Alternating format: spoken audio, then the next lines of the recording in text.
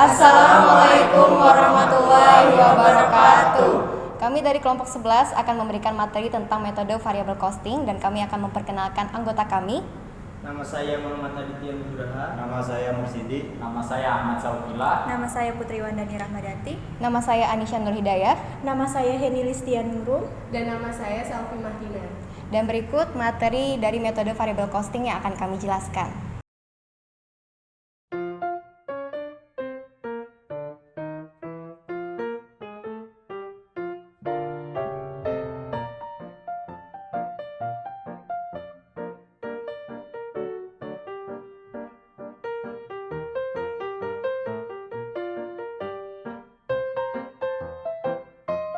Pengertian variabel costing. Variabel costing adalah metode perhitungan harga pokok produksi yang hanya memperhitungkan biaya produksi variabel. Metode variabel costing dikenal dengan nama direct costing. Untuk keperluan perencanaan laba dan pengambilan keputusan jangka pendek, manajemen perusahaan memerlukan informasi biaya menurut perilakunya. Oleh karena itu timbul konsep variable costing yang tidak memperhitungkan semua biaya produksi sebagai komponen harga pokok produksi. Manfaat informasi variable costing dalam perencanaan laba jangka pendek. Pada kepentingan perencanaan jangka pendek, manajemen membutuhkan informasi biaya yang dapat dipisah menurut perilaku biaya dalam hubungannya dengan perubahan volume kegiatan. Sedangkan pada jangka pendek, perubahan volume kegiatan tidak dapat mengubah biaya tetap, sehingga hanya biaya variabel yang perlu dipertimbangkan oleh manajemen dalam pengambilan keputusannya.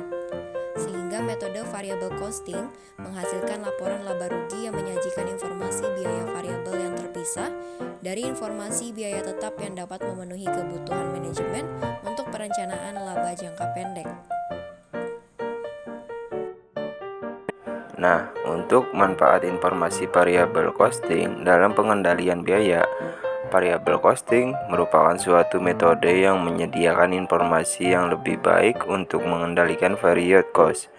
Jika informasi yang dihasilkan oleh menggunakan metode full costing, biaya overhead pabrik tetap diperhitungkan dalam tarif biaya overhead pabrik dan dibebankan sebagai unsur biaya produksi, sehingga manajemen kehilangan perhatian terhadap period cost, biaya overhead pabrik tetap tertentu yang dapat dikendalikan.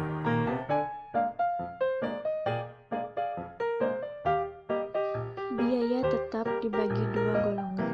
A. Discretionary fixed cost. Discretionary fixed cost merupakan biaya yang berperilaku tetap dikarenakan kebijakan oleh manajemen. Biaya ini dalam jangka pendek dapat dikendalikan oleh manajemen. B. Committed fixed cost. Committed fixed cost merupakan sebuah biaya yang tepat dikeluarkan dan tidak dapat dikurangi guna mempertahankan kemampuan perusahaan dalam memenuhi tujuan jangka panjang perusahaan. Dengan memisahkan biaya tetap dalam kelompok tersendiri dalam laporan laba rugi variable costing, manajemen dapat memperoleh informasi discretionary fixed cost terpisah dari committed fixed cost, sehingga pengendalian biaya tetap dalam jangka pendek dapat dilakukan oleh manajemen. Tujuan adanya variable costing pada saat pengambilan keputusan dalam jangka pendek. Adanya tujuan variable costing merupakan penentuan harga pokok produksi dengan memenuhi keinginan pihak manajemen ketika ingin mendapatkan suatu informasi. Dengan cara tersebut dapat dilihat sebagai berikut. Pertama, dalam segi pihak manajemen berguna dalam mengetahui adanya kontribusi dengan menentukan besarnya laba pada rencana yang dilalui dan dianalisa sebagai hubungan cost volume profit dengan adanya pengambilan keputusan bagi pihak manajemen dengan jangka pendek.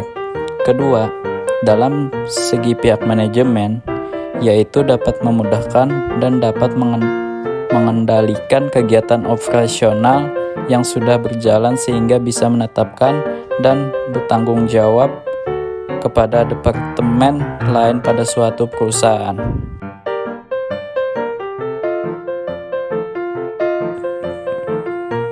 Kelebihan variable costing. Kelebihan pertama, dapat menentukan pengambilan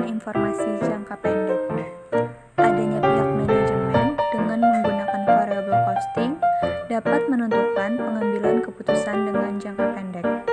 Contoh, ketika menerima pesanan khusus dari pelanggan, bisa ditentukan harga jualnya. Kelebihan kedua, dapat merencanakan laba jangka pendek. Yang dimaksud dapat merencanakan laba jangka pendek adalah dari pihak manajemen untuk mendapatkan suatu informasi laba dengan jangka pendek. Mengenai laba, sebaiknya dilakukan perhitungan biaya yang dipisahkan sesuai dengan perilaku dan perubahan volume produksi. Untuk kelebihan yang ketiga, dapat mengendalikan biaya. Dengan adanya pihak manajemen, sebaiknya sudah mengetahui biaya tetap dari informasi laporan laba rugi, sehingga pihak manajemen fokus terhadap pengendalian biaya tetap.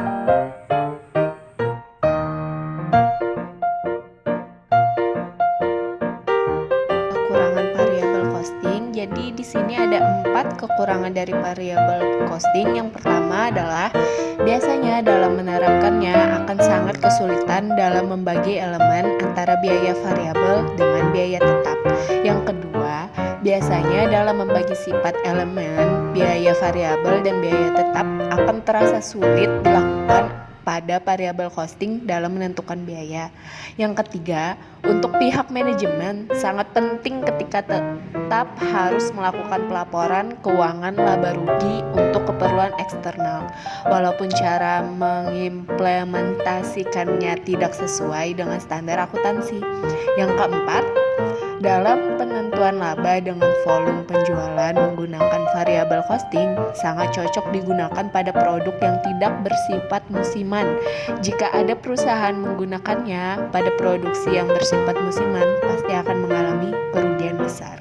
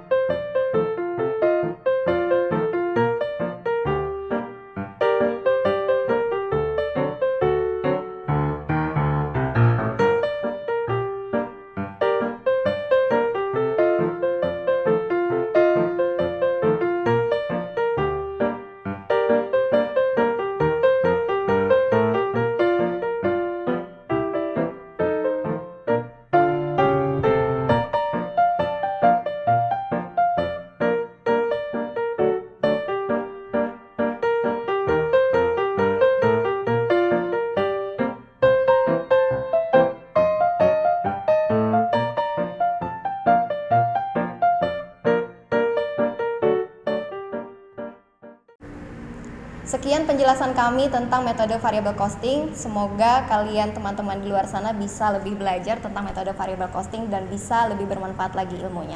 Kami akhiri. Wassalamualaikum warahmatullahi wabarakatuh.